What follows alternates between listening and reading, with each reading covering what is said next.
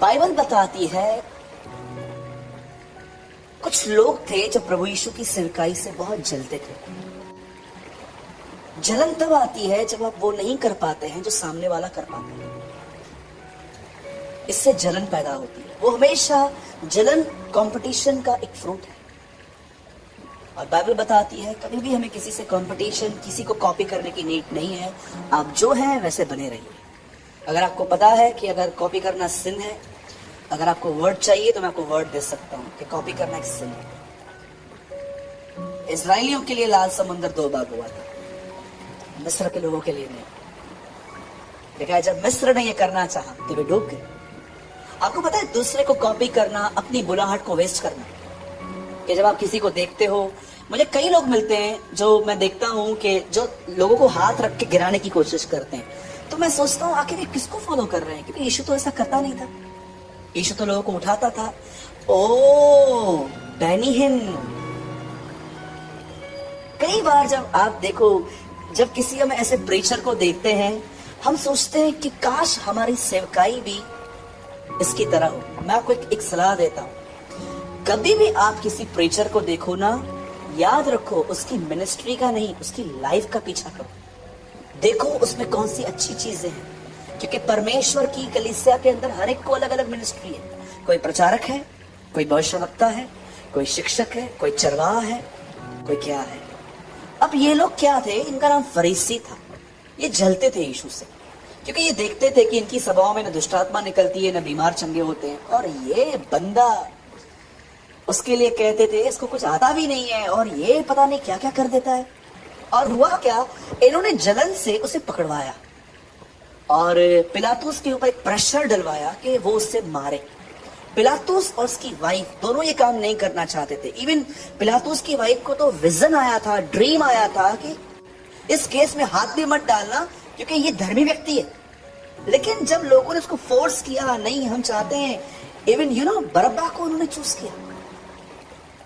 यीशु को छोड़ के उन्होंने बरब्बा चूज किया। और जब यीशु को उन्होंने हैंडओवर कर दिया पिलातुस के पास, पिलातुस ने पहले कहा कि मैं उसको कोड़े मार के छुड़वा देता हूं। उन्होंने कहा नो, क्रूसिफाई हिम, इसे मारो। क्यों? कि ये जो बोलता है ना, ये गलत बोलता है, ये हमारे रीतियों को नहीं मानता है। और जब उन्होंने देखा कि हमारा इससे भी काम नहीं होता, तो यीशु पे एक एलिगेशन ये लगा कि ये रोम को कर देने के लिए, गवर्नमेंट को टैक्स पे करने के लिए मना करता है। तब एक इशू बन गया।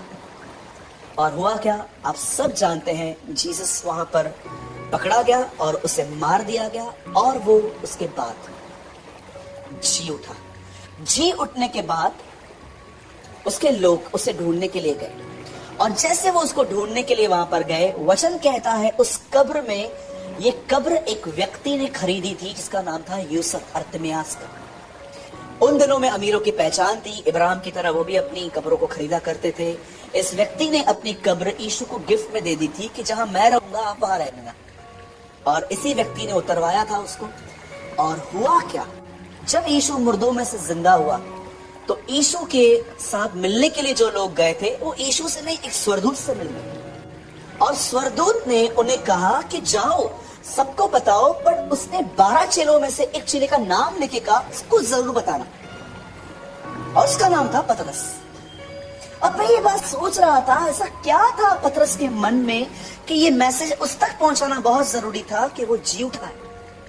मैं आपको बताना चाहता हूं पतरस के बारे में आज कुछ। एक ऐसा व्यक्ति जो प्रभु के साथ रहकर भी कभी कभी ऐसी गलतियां करता था, फिर भी आप देखो खुदा उसके लिए क्या कर रहा है।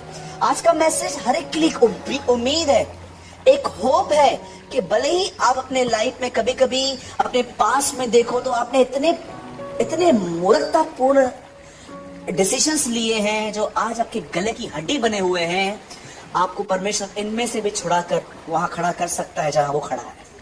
बोलिए आमीन। आइए अपना दाहिना हाथ उठाइए और कहिए, प्रभु आपकी दया मेरी गलतियों से बड़ी है। मैं विश्वास करता हूं जब तक आप अपना काम मुझसे पूरा न करेंगे, आप मुझे नहीं छोड़ेंगे। आमेन, आमेन। अब सुनिए, ऐसा लिखा गया है, लिखा नहीं गया है, मैं बोल रहा हूं लिखा ऐसा गया है कि पतरस को मछलियां नहीं मिली। मैं एक चीज ऐड कर देता हूं। एक समय था जब यीशु ने पतरस की मछलियां छुपाई। आप में से कितने लोगों को ये बात पता है परमेश्वर कभी कभी हाइड एंड सीक भी खेलता है? पढ़ा है आपने शेष की? एक लड़की की शादी हुई, शादी की रात वो वेट कर रही थी, कुछ समय के बाद पति आएगा आएगा आएगा, उसका कोई ठिकाना ही नहीं है। रात भर वो देख रही थी, फिर चौकीदार के पास जाके कहती है, क्या तूने मेरे प्राण प्रिय को कहां देखा है? ऐसा लिखा है, क्या तूने मेरे प्राण प्रिय को देखा है? उसका पति सब देख रहा था दूर से और चेक कर रहा था, जब मैं नहीं जाता हूं तो क्या ये मुझे ढूंढने निकलती है? बिल्कुल परमेश्वर ऐसा है, कभी कभी वो छुपता है ये देखने के लिए कि क्या आप उसे अधिक खोजेंगे। एक सवाल मैं आपसे पूछना चाहता हूं, एक प्रभु के महान जन ने यह पूछा था, अगर आपका 1 रुपया गुम हो जाए उसे कितनी देर ढूंढोगे?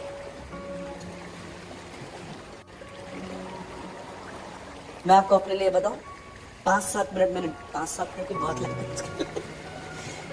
अगर आपका 1 रुपया गुम हो जाए, मैं आपको बताऊं, प्लीज मैं आपको हर्ट करने के लिए नहीं कह रहा हूं, क्योंकि पैसे भी आजकल कुछ वैल्यू है। हाँ, वो खुदा नहीं है, पर मैं आपको कहना चाहता हूं अधिकतर लोग उसे ठीक है। अगर आपका 1 लाख गुम हो जाए तो ये क्या हो गया आज की रेस? पीटर भाई, अगर आपका 1 लाख गुम हो जाए तो ब्रदर मेरे को तो मेरे बीवी मार देगी। डोंट वरी, हमारी बहन ऐसी नहीं है। सोचो किसको पकड़े आज? 1 लाख है ही नहीं तो गुम क्या होगा? कोई तो बोलेगा। सोचो सोचो सोचो किसको पकड़े? चेतन भाई नहीं आए ना? आए हैं ना, शायद बाहर बैठे। ठीक है, मैं आपसे पूछूं, पंकज अगर आपका 1 लाख गुम हो जाए तो मम्मी का जाएगी? मैं आपको बताऊं, मैं वहां भी ढूंढ के जाऊंगा जहां मैं गया ही नहीं। पहले मैं उन सब जगहों पे ढूंढूंगा कि कहाँ मैंने रखा था, कॉल्स करूंगा, मैसेजेस करूंगा, आंटी मैं इधर आया था, अंकल मैं आया था, देखो ना। फिर पुलिस में जाऊंगा, फिर यहाँ वहां वहां वहां। अब मैं आपसे पूछता हूँ, आप खुदा को कैसे ढूंढते हैं? 1 रुपए की तरह कि 1 लाख की तरह? जो 1 लाख की तरह बोल रहे हैं बरोबर जानते हो, रट्टा मत मारो। हाँ बस 1 लाख की तरह मतलब जब तक आपको खुदा नहीं मिलता है बैठे रहते हो। मैं आपको मजाक नहीं कर रहा हूं, मैं खुदावन की उपस्थिति में और उस मस्से में बोल रहा हूं। 95% मसीह लोग प्रभु को 1 रुपए की तरह ढूंढते हैं। मिला तो मिला, किसको पड़ा हुआ है? हमारे पास आज के लिए खाना है, फोन में रिचार्ज है, इंटरनेट चालू है, ये हमारी लाइफ है, लाइफस्टाइल है हमारे पास, और कुछ नहीं चाहिए। हाँ ढूंढेंगे, हम लोग करते ना 5 मिनट प्रेयर भाई, आते ना आपके पास। आप देखो लास्ट में हम लोग लाइन में पैसे भी डालते हैं आपके चाचू बड़े बहुत। यही लाइफ है बहुतों की। और कुछ ऐसे होते हैं जो जानते हैं कि परमेश्वर उनको रिवॉर्ड देता है, जो उसे गंभीरता से खोजते हैं। इब्रानियों 11:6 सबको पता है, विश्वास के बिना परमेश्वर को प्रसन्न करना अनहोना है, क्योंकि परमेश्वर के पास आने वाले को यह विश्वास करना चाहिए वो है। उसके नीचे लिखा है, और जो उसे खोजते हैं वो उनको प्रतिफल देता है।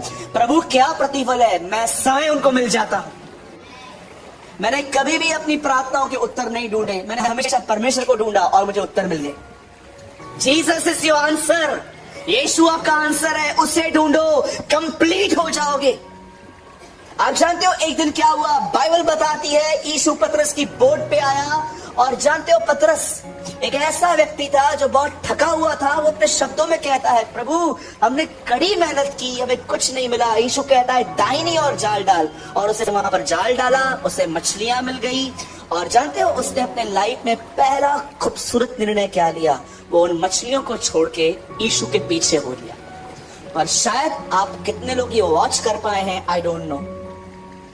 पतरस उस समय, जिस समय यीशु ने उससे कहा मेरे पीछे हो ले, मैं तुझे मनुष्य को पकड़ने वाला बनाऊंगा, मैं आपको बताना चाहता हूं पतरस प्रेम में नहीं चला था। जैसे हम में से बहुत सारे लोग शायद ज्ञान के पीछे होंगे, कुछ चीजों के पीछे होंगे, पर उस पर्सन के पीछे नहीं होंगे कि जीसस जो बोलता है। अगर आपने ये कलीसिया सिर्फ इसलिए ज्वाइन की है क्योंकि इस कलीसिया में दूसरी कलीसियाओं से बेटर वर्ड मिलता है, या आपके कान आपको अच्छे लगते हैं सुनना, या आपको लगता है कि यार यहाँ नॉलेज अच्छा है, मैं आपको बताना चाहता हूँ इस कलीसिया के अंदर हम जो भी प्रीचिंग करते हैं एक वजह से करते हैं, ताकि आप यीशु का पीछा करें, लेकिन नई नई बातों को सुनने में सिर्फ अपना समय गवाएं। आप जानते हो पतरस जब चला प्रभु के पीछे तो वो प्रेम में नहीं चला। ब्रदर आप कैसे कह रहे हो? एक धनवान आया यीशु के पास, कहता है प्रभु अनंत जीवन पाने के लिए मैं क्या करूं? यीशु कहता है आज्ञाओं को मान। बोलता है बचपन से मानता हूं। तुझ में एक कमी है क्या? अपना पैसा गरीबों को दे, मेरे पीछे चल, तुझे स्वर्ग में धन मिल जाएगा। लिखा है वो चला गया। पतरस ये सब वॉच कर रहा था। पतरस को प्रभु ने कहा धनवानों का परमेश्वर के राज्य में आना कितना कठिन है। तब पतरस कहता है प्रभु किसका उद्धार होगा? यीशु कहता है जो मनुष्य से नहीं हो सकता वो खुदावन से हो सकता है। उसके बाद पतरस कहता है हम तो सब कुछ छोड़ के आए हैं, हमें क्या मिलेगा? मेरे को लगता है पतरस अंद्रयास को बोला था चल पीछे चल, इसको पता है मछलियां कहाँ है, चल चल चल चल इसके पीछे चल। तो पैर में मछलियां लेके देता है, ये रात को भी आने की जरूरत नहीं पड़ेगी, सोए रहेंगे रात को मस्त। ये पहले ही एक स्वार्थी पूर्ण निर्णय उसने लिया। आइए अब मैं आपको उसकी दूसरी गलती बताता हूं। एक समय था जब वो एलिया और मूसा को ऊपर महिमा में उसने देखा। आप सब जानते हैं यीशु प्रार्थना कर रहा था, एलिया और मूसा उसको दिखे और ऊपर से आपको पता है वहां पर क्या लिखा गया है? उसने जाकर वहां पर कहा, वो लोग बात कर रहे थे और जाके कहता है यार तंबू बनाओ आपके लिए, मूसा के लिए, एलिया के लिए। ब्रैकेट में लिखा गया है वो नहीं जानता था कि वो क्या कह रहा था। मैं आपसे पूछना चाहता हूं कितने लोगों के अंदर ये गड़बड़ है, दूसरे की बात पूरी भी नहीं होती है, पहले बोलना चालू कर देते हैं। कभी आपको पता भी है किन किन लोगों के लिए लिसन करना कितना कठिन होता है? कोई आपको बिठाए और आपसे बात करे, क्या आपने उसकी पूरी सुन ली? क्यों लिखा गया है उससे नहीं पता था? क्या ऊपर से आवाज आई इसकी सुनो? याकूब में लिखा है सुन तो लो। आप मुझे एक व्यक्ति बताओ जब पूरे ज्ञान से भरा हुआ है उसको सुना के दिखाओ। आप उसको कुछ भी सिखाओगे ना वो आपको बोलेगा नहीं मैं इसमें से और कुछ सीख चुका। भाई आप भी बताओ, पहले सुन तो लो। नहीं, सुनना मुझे आता ही नहीं है, मुझे सिखाना आता है। इतने सारे लोग हैं सुनते नहीं है वो किसी की भी। कई बार आपको पता है आप किसी को कभी कभी आप बोलो वो ऐसे करेंगे, हाँ इस बात में बोलो बता मैंने क्या बताया? तो क्या कर रहा था? मैं वेट कर रहा था, तो पूरा कर तो मैं बोलूं। बहुत सारे लोग हैं सुनते